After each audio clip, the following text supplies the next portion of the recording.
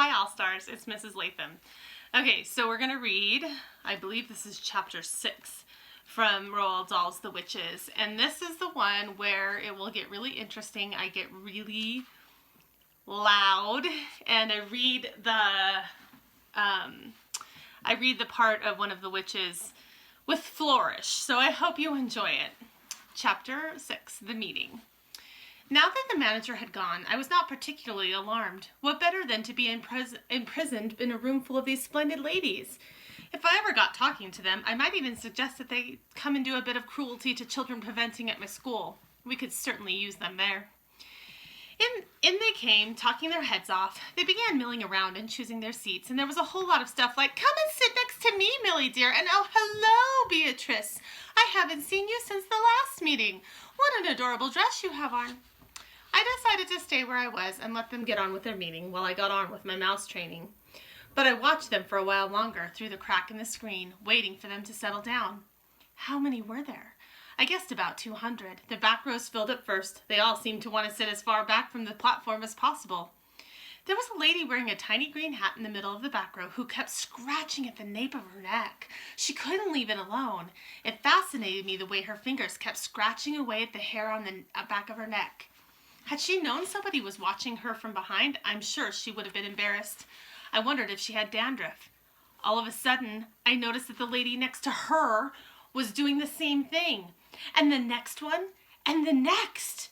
The whole lot of them were doing it. They were all scratching away like mad at the hair on the backs of their necks. Did they have fleas in their hair? More likely it was nits. A boy at school called Ashton had nits in his hair last term, and the matron had made him dip his whole head in turpentine. It killed the nits all right, but it nearly killed Ashton as well. Half the skin came away from his scalp. I began to be fascinated by these hair-scratching ladies. It is always funny when you catch someone doing something coarse, and she thinks no one is looking. Nose-picking, for example, or scratching her bottom. Hair-scratching is very nearly as unattractive, especially if it goes on and on. I decided it had to be nits. Then, the most astonishing thing happened. I saw one lady pushing her fingers up underneath the hair of her head. And the hair, the entire head of hair, lifted upwards all in one piece, and on the hand slid underneath the hair and went on scratching. She was wearing a wig. She was also wearing gloves. I glanced swiftly around the rest of this now seated audience. Every one of them was wearing gloves. My blood turned to ice. I began to shake all over. I glanced frantically behind me for a back door to escape through. There wasn't one. My blood turned to ice. Oops, I just read that. Should I leap out from behind the screen and make a dash for the double doors? Those double doors were already closed, and I could see a woman standing in front of them. She was bending forward and fixing some sort of metal chain around the two door handles. Keep still, I told myself. No one has seen you yet. There's no reason in the world why they should come and look behind the screen. But one false move, one cough, one sneeze, one nose blow, one little sound of any sort, and it won't be just one witch that gets you. It'll be 200. At that point, I think I fainted. The whole thing was altogether too much for a small boy to cope with.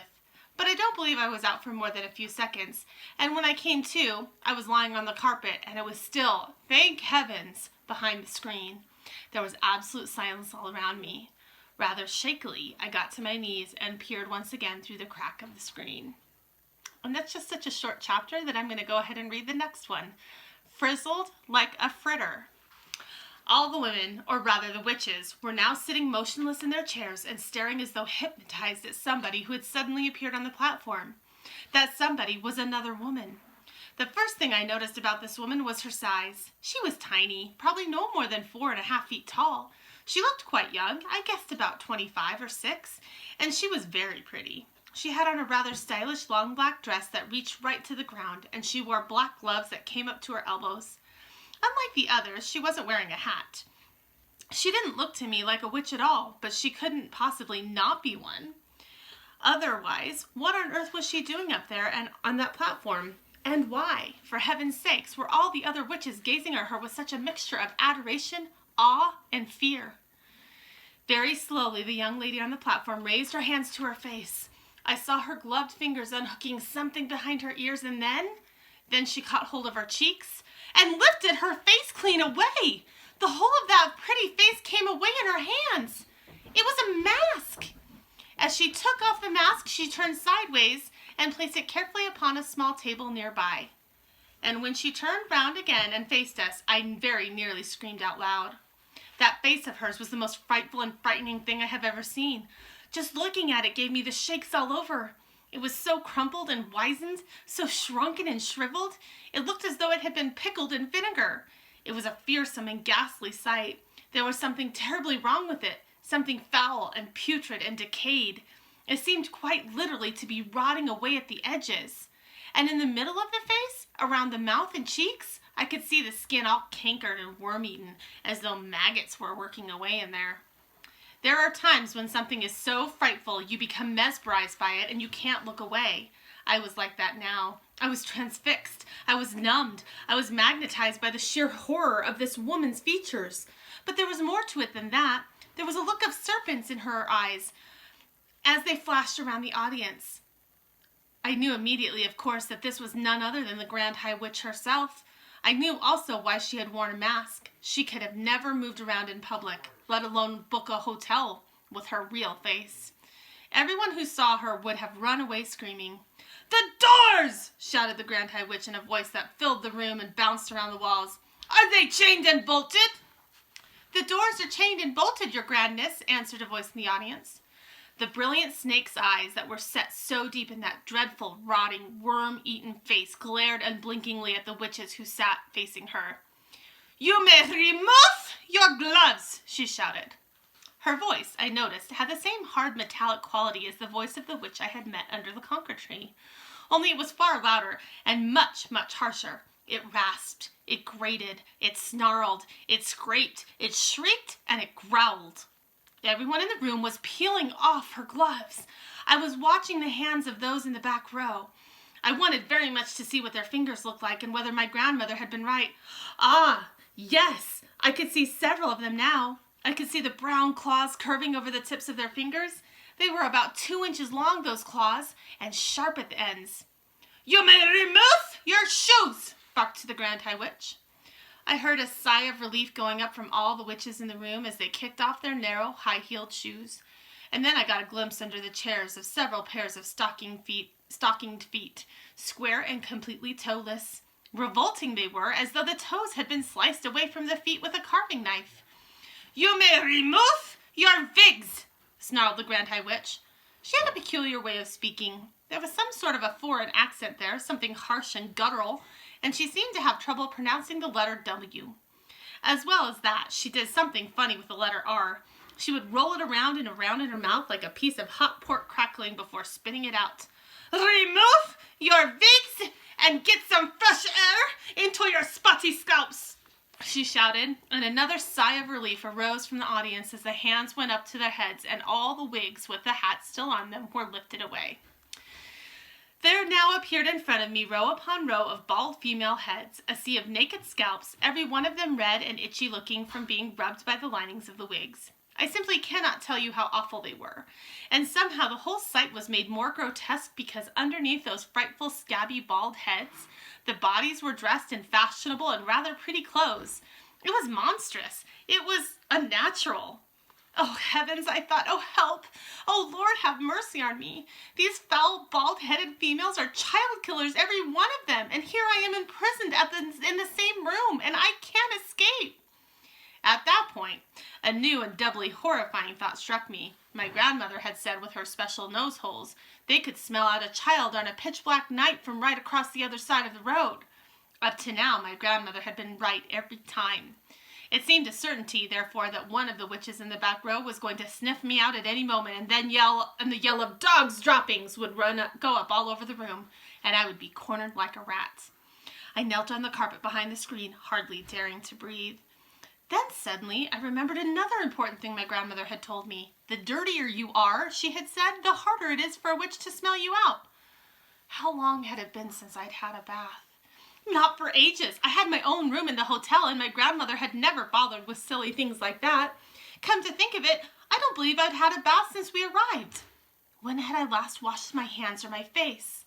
Certainly not this morning. Not yesterday either. I glanced down at my hands. They were covered with smudge and mud and goodness knows what else besides.